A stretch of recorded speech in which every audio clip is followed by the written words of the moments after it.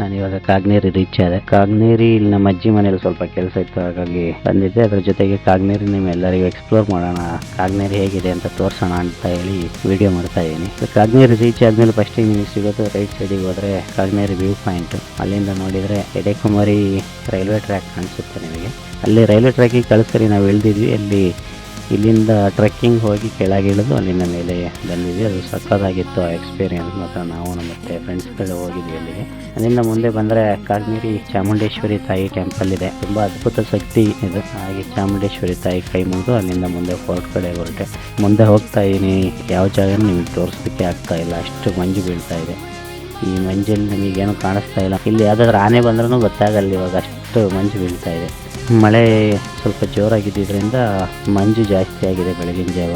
ಇದು ಬೆಳಗ್ಗೆ ಈಗ ಸುಮಾರು 8 ಗಂಟೆ. ಇವಾಗ 8 ಗಂಟೆಗೆ ಬಂದಿದ್ದೆ ನಾನು. 8 ಗಂಟೆಗೆ ಈ ಥರ ಇದೆ ವೆದರ್. ಇಲ್ಲಿ ಬಂದು ಯಾರೋ ಅಲ್ಲೊಂದು ಗಾಡಿ ನಿಂತಿದೆ, ಬಟ್ ಅದು ಪಾರ್ಕಿಂಗ್ ಲೈಟ್ ಹಾಕ್ಕೊಂಡಿದ್ದಾರೆ. ಯಾರೋ ಅವರು ಪ್ಲೇಸ್ ನೋಡೋದಕ್ಕೆ ಅಂತ ಬಂದಿದ್ದಾರೆ, ಬಟ್ ಅವ್ರಿಗೇನು ಕಾಣಿಸ್ತಾ ಇಲ್ಲ ಅಂದ್ಕೊಳ್ತೀನಿ ನಾನು.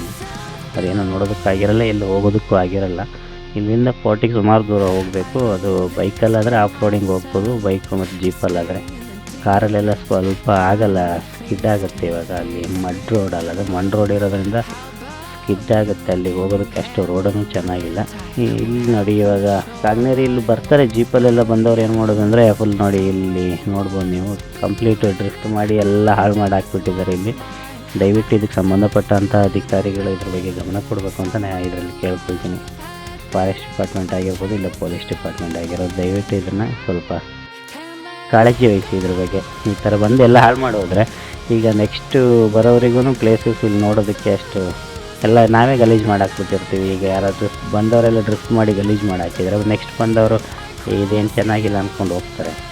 ಆ ಥರ ಆಗಬಾರ್ದು. ನೀವು ಇಲ್ಲಿ ಬನ್ನಿ, ಇಲ್ಲಿ ಬಂದರೆ ಇಲ್ಲಿಂದ ಇನ್ನೊಂದು ಕಾಗ್ನೇರಿಯಿಂದ ಬಿಟ್ಟು ಇಲ್ಲಿ ಇನ್ನೊಂದು ಊರಿದೆ, ಬಾಜಿಮನೆ ಎಸ್ಟೇಟ್ ಅಂತ ಹೇಳಿ. ಆ ಬಾಜಿಮನೆ ಎಸ್ಟೇಟ್ನ ನೀವು ಯಾರು ನೋಡಿರಲಿಲ್ಲ, ಅಲ್ಲೂ ಒಂದು ಊರಿತ್ತು.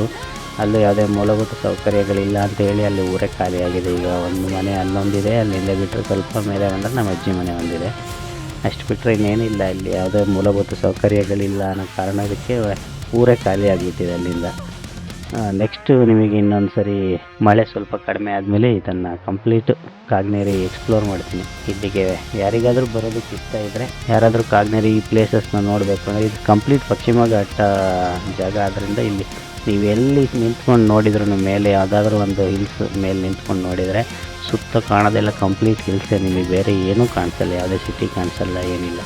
ಕಾಣಿಸೋದೆಲ್ಲ ಕಂಪ್ಲೀಟ್ ಹಿಲ್ಸ್. ನೋಡ್ತಾ ಇದ್ದರೆ ಈ ಎಂಡ್ಲೆಸ್ ಆಕಾಶಕ್ಕೂ ಈ ಭೂಮಿಗೂ ಟಚ್ ಆದ ರೀತಿ ಅನುಭವ ನೀವು ಇಲ್ಲಿ ಮೇಲೆ ನಿಂತ್ಕೊಂಡು ನೋಡಿದರೆ. ಅಷ್ಟು ಅದ್ಭುತವಾದಂಥ ಜಾಗ. ನೀವು ಒಂದು ಸರಿ ಬನ್ನಿ ನೋಡಿ. ನಿಮಗೆ ಇದ್ರದ್ದು ಲೊಕೇಶನ್ ಗೊತ್ತಾಗಿಲ್ಲ ಅಂತ ಹೇಳಿದರೆ ಲೊಕೇಶನ್ ಅಂತ ಕೇಳಿ ಕಮೆಂಟ್ ಮಾಡಿ, ನಾನು ನಿಮಗೆ ಲೊಕೇಶನ್ ಕಳಿಸ್ಕೊಡ್ತೀನಿ.